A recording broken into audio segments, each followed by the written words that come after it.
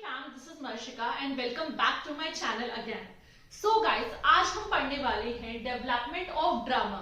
English literature में drama का development कैसे हुआ, उसमें क्या क्या इंपॉर्टेंट पॉइंटर्स थे, कौन कौन से राइटर्स थे, क्या क्या चीजें अप एंड डाउन देखने को मिला, वो सब आज हम पढ़ने वाले हैं। सो डेवलपमेंट ऑफ ड्रामा के कुछ इंपॉर्टेंट पॉइंट्स मैं बताऊंगी एंड देन उसके कुछ इंपॉर्टेंट राइटर्स बताऊंगी जिनका कॉन्ट्रीब्यूशन बहुत ही ज्यादा इंपॉर्टेंट था ड्रामा को फुल्ली डेवलप बनाने के लिए। Like right from the origin हम फुल डेवलपमेंट तक सारी चीजें कवर करने वाले हैं जो कि आपके नेट के एग्जाम में, केवीएस के एग्जाम में, DSSB के एग्जाम में, कोई भी टीजीटी पीजीटी का एग्जाम हो इंग्लिश लिटरेचर से रिलेटेड या फिर नेट का that is national eligibility test जो कि प्रोफेसर बनने के लिए दिया जाता है, तो उन सारे ही एग्जाम्स में इन टॉपिक्स में से बहुत सारे क्वेश्चंस पूछे जाते हैं।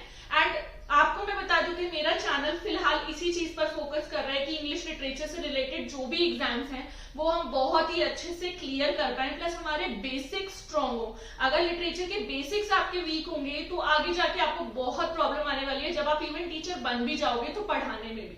सो आज एक बहुत इंपॉर्टेंट टॉपिक हम कवर करेंगे ड्रामा, क्योंकि बहुत ही इंपॉर्टेंट पोर्शन है लिटरेचर का। तो अब देर नहीं करते, स्टार्ट करते हैं। लेकिन उससे पहले अगर आपने चैनल को सब्सक्राइब नहीं किया तो जल्दी से नीचे सब्सक्राइब बटन दिख रहा है उसको हिट कर दो। नोटिफिकेशन आइकन यानी कि बेल बटन आइकन क्लिक करना मत भूलना, वरना नोटिफिकेशंस नहीं मिलेंगी तो पता ही नहीं चलेगा कि कब में वीडियो आ गया और चला गया। और मैं बिल्कुल नहीं चाहती कि आपका कोई इंपॉर्टेंट टॉपिक मिस हो। तो चलो स्टार्ट करते हैं आज का टॉपिक। सबसे पहले हमारा जो मेन पॉइंट है वो है main dramatist of this period are. ये जानना बहुत जरूरी है कि कौन से लोग थे जो उस पर्टिकुलर टाइम पीरियड के मेन ड्रामेटिस्ट थे। जब हम ड्रामा के बारे में बात कर रहे हैं तो ड्रामेटिस्ट बहुत ज्यादा इंपॉर्टेंट है।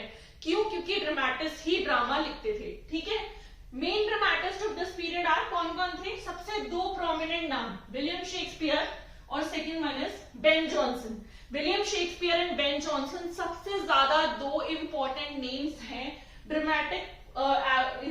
ड्रामेटिस्ट की कैटेगरी के in the period of development of drama. अब हम एक एक करके इनके बारे में डिटेल में पढ़ेंगे।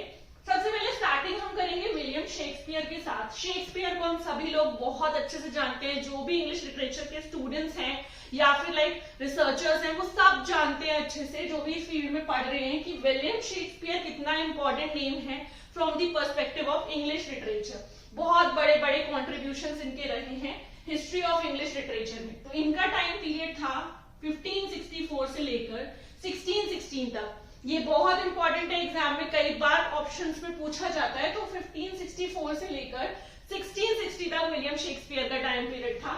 अब विलियम शेक्सपियर के बारे में पढ़ते हैं। William Shakespeare was born on और अबाउट द 23 अप्रैल। इनका जो बर्थ डेट है दैट इज, या तो ये पर्टिकुलर प्रिसाइज भी हो सकता है या फिर इसी के आसपास, दैट इज 23 अप्रैल 1564 में ये पैदा हुए। एट कहां पर पैदा हुए ये भी पूछा जाता है।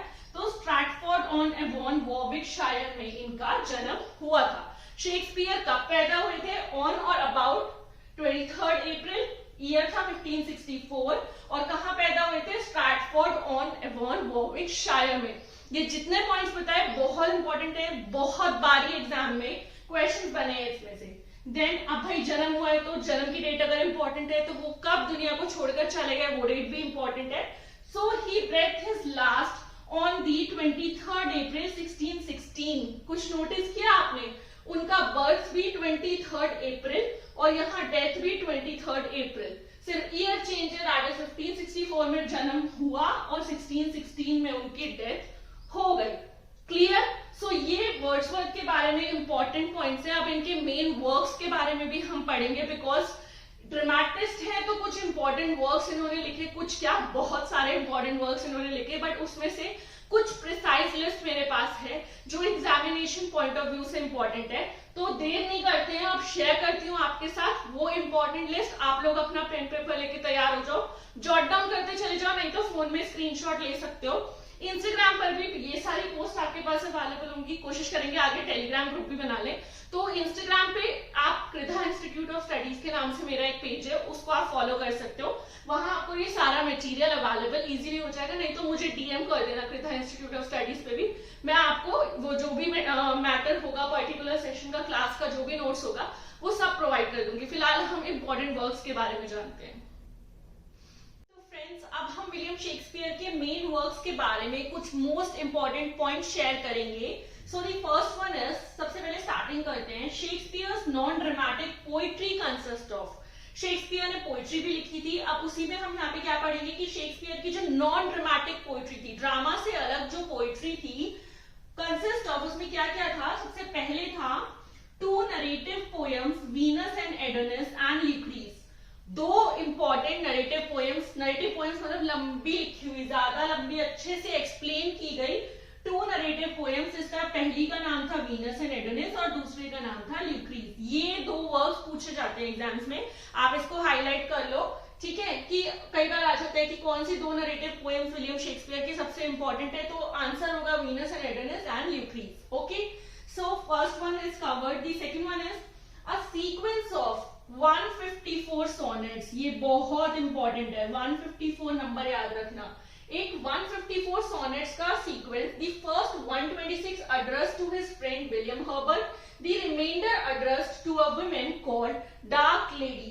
क्या बोला है इस पॉइंट में कि एक सीक्वेंस है 154 सोनेट्स का, जिसमें से पहली 126 यानी पहली 126 सोनेट्स जो है वो उसने किसको एड्रेस किया, अपने फ्रेंड को, जिसका नाम है विलियम हर्बर्ट। मिस्टर डब्ल्यू करके समथिंग लाइक कुछ पूछा जाता है ऐसे, तो आपको याद रखना है कि उन्होंने अपनी 126 स्टार्टिंग की 126 सोनेट्स जो है 154 में से किसको एड्रेस की थी, विलियम हर्बर्ट को, जो उनके फ्रेंड थे।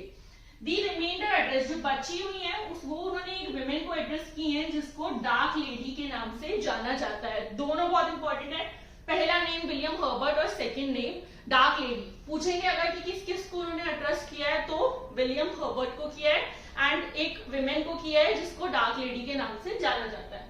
These sonnets purport to record a passionate story of disastrous love and broken friendship। Theme होता है किसी भी वर्क का, तो इनके पर्टिकुलर सोनेट्स का जो थीम है वो किस चीज के ऊपर बेस्ड है, एक passionate love story, passionate disastrous love story.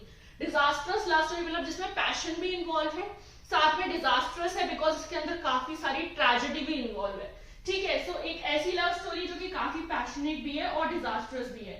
और ब्रोकन फ्रेंडशिप, टूटी हुई दोस्ती या फिर ऐसी फ्रेंडशिप जिसके अंदर बहुत ज्यादा हार्डशिप फेस किया हो, दुख मिला हो, एक्सपेक्टेशंस टूटी हो, वो सारी चीजों के ऊपर इनकी जो सोनेट्स हैं वो बेस्ड है।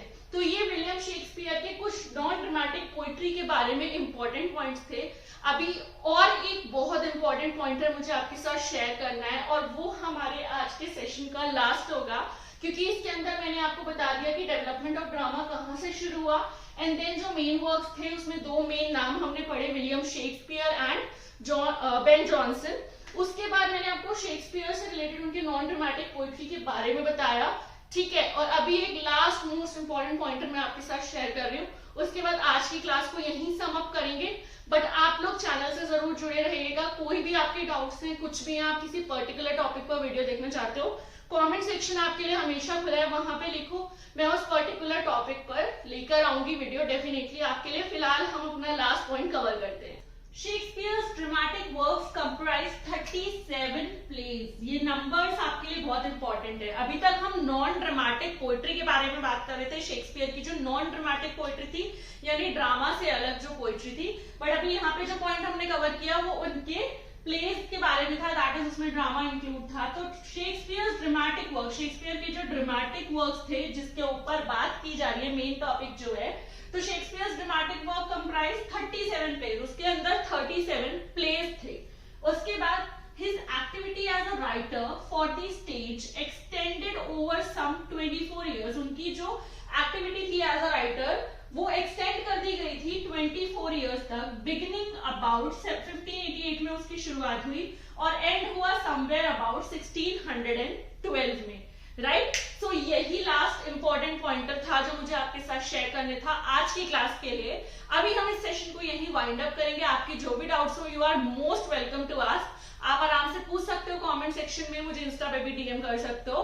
चैनल सब्सक्राइब करो, बेल बटन हिट करो ताकि नोटिफिकेशंस मिल जाए। अभी के लिए इस क्लास को मैं यहीं पर एंड करती हूँ। Thank you so much for watching. बहुत जल्दी मिलूंगी आपके साथ एक और न्यू लेक्चर के साथ।